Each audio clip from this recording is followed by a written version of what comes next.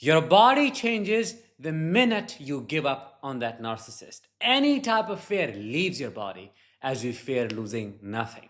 You do not care what the narcissist thinks or feels about you anymore. You no longer hunch your shoulders, lower your voice, or make yourself small to avoid conflict. You sit tall, you breathe freely, you do not shape shift for their comfort anymore. You hate their presence and you feel nauseated by every fake emotion they display because you can now see through them very clearly. You can feel how monstrous they truly are, and even sharing the same roof feels suffocating. Even the way they eat, walk, or talk feels performative, so fake, so forced, because now you can see how everything they do is a performance. You hate being near them. You feel it in your body, your gut and skin. Every fake emotion they try to display, every forced I'm sorry, every pathetic I love you, every crocodile tear, it all makes you sick physically. You feel nauseated, like your body wants to reject them the way it would reject poison.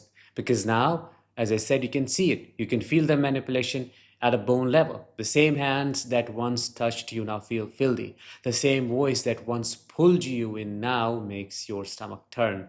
Nothing about them feels safe anymore. Nothing about them feels real. I'm Danish, a narcissistic abuse recovery professional. Welcome.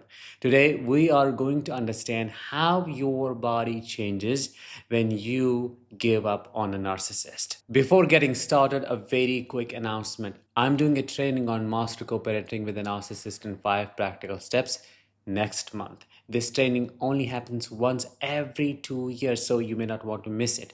Book your spot right now by clicking the link in the description of this episode. The most profound shift you will ever experience is the complete absence of words, where conversation once flowed effortlessly when you were still emotionally invested, when you were trauma bonded. Now you find yourself struggling to string together even the simplest sentences. This isn't a temporary loss of words. This is your authentic self recognizing that there is nothing left to communicate with someone who never truly listened in the first place. You will notice how you have to think 1,000 times before speaking in 2 or 3 words. Every potential response feels forced, manufactured, and hollow. Your mind searches desperately for something genuine to say but finds nothing because there is nothing genuine left in this connection. This is exactly how I felt towards the end of my relationship with my family, especially with my mother, because I was deeply trauma bonded to her. The person you once had endless conversations with, the one you shared your dreams and fears with, now feels like a complete stranger. Actually, worse than a stranger, should I say, because at least with strangers, there is a potential for authentic connection as you get to know each other. This verbal drought happens because your body has finally caught up with your mind, right? They're in sync. You have spent months, maybe years, trying to reason with someone who operates from a completely different reality. Your nervous system has finally recognized the futility of these interactions. The words dry up because your body is protecting you from further emotional harm.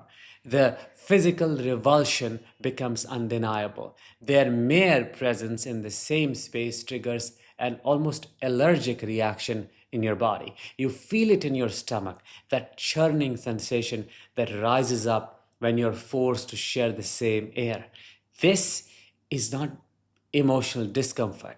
Your body is literally rejecting their energy, their vibration, and their very essence. You start noticing how everything they do feels orchestrated, performed, and fake. The way they walk with that calculated stride, the way they modulate their voice depending on who they are speaking to, even the way they eat becomes nauseating because you can see the performance in everything. You can see the ugliness of it all. Nothing feels natural or spontaneous because nothing about them is real or natural. There is no person. Their breathing, sometimes as basic and unconscious as breathing, becomes irritating to witness. You become hyper aware of every sound they make, every movement, every gesture, and all of it feels contaminated with their evil nature. Sitting near them becomes physically uncomfortable, like your skin is crawling, like you need to escape, not just mentally,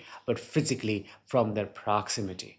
The fear evaporates completely, and this may be the most liberating change of all. Previously, you walked on eggshells, didn't you? Constantly calculating their moods, anticipating their reactions, modifying your behavior to avoid conflict. You feared their disapproval, their anger, and potential abandonment. You feared the consequences of speaking your truth, of setting boundaries, of simply being yourself. But now that fear has transformed into complete indifference. Deep down, you have already realized that their worst threats mean nothing to you anymore. If they threw you out tomorrow, granted they have the power to do so, if you had to start over with nothing, if you had to sleep on the street, none of that scares you because you have discovered something more terrifying than poverty or homelessness, losing your self respect. You have lived as a doormat for so long, accepting crumbs, tolerating disrespect, compromising your values, and you have received what? Nothing in return except more abuse. The fear of external consequences pales in comparison to the fear of continuing to betray yourself. Your self respect becomes more valuable than any financial security, more important than having a roof over your head, more precious than maintaining the illusion of a relationship. Physical contact becomes repulsive. Where their touch once brought comfort or pleasure, now even accidental contact feels dirty, basically contaminating. If they brush against you accidentally, your immediate instinct is to wash that part of your body, to cleanse yourself of that touch. Am I right? Can you relate to this? Let me know in the comments. This is not exaggeration. Your body has developed an actual aversion to their presence, spiritually as well as physically. Your nervous system stops reacting to their provocations. Previously, arguments would trigger intense physical responses, maybe racing heart, shallow breathing, trembling, that fight or flight activation that left you feeling drained and anxious. But now, when they try to bait you into conflict, your body remains calm somehow. Your breathing stays steady, your heart rate does not spike. You observe their tantrum with the detached interest of someone watching a stranger have a breakdown in public. This emotional flatness, it's clarity. It's your nervous system finally understanding that this person poses no real threat to your well being because you have stopped giving them the power to affect you. You have intentionally created this distance because you refuse to share your sacred energy with someone who would weaponize it against you. The silence becomes your sanctuary. You stop trying to cover for them, stop making excuses for their behavior, stop protecting their reputation. The urge to tell your story becomes overwhelming. You don't want to take revenge. You want to speak your truth. You want people to know what really happened behind closed doors. You want to warn others. You want to validate your own experience by speaking it out loud.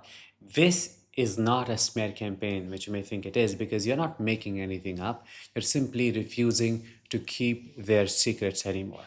The loyalty you once felt toward preserving their image dissolves because you realize they never showed the same consideration for you.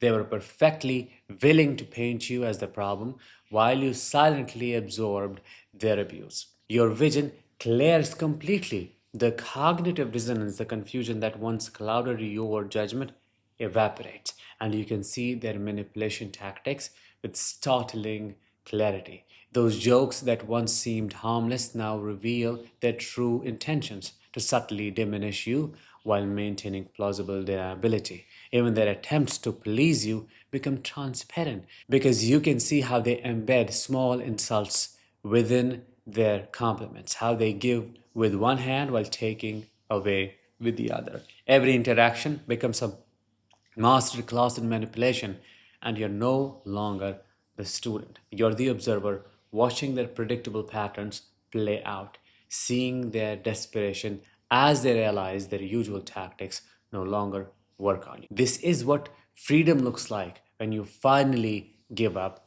on a narcissist. Have you experienced this kind of freedom? Let me know in the comments and make sure to sign up for my waiting list for Thrive After Narcissistic Abuse membership. With that, let's bring this episode to an end. Thank you so much for listening. I will talk to you in the next one. Until then, as always, let the healing begin and continue.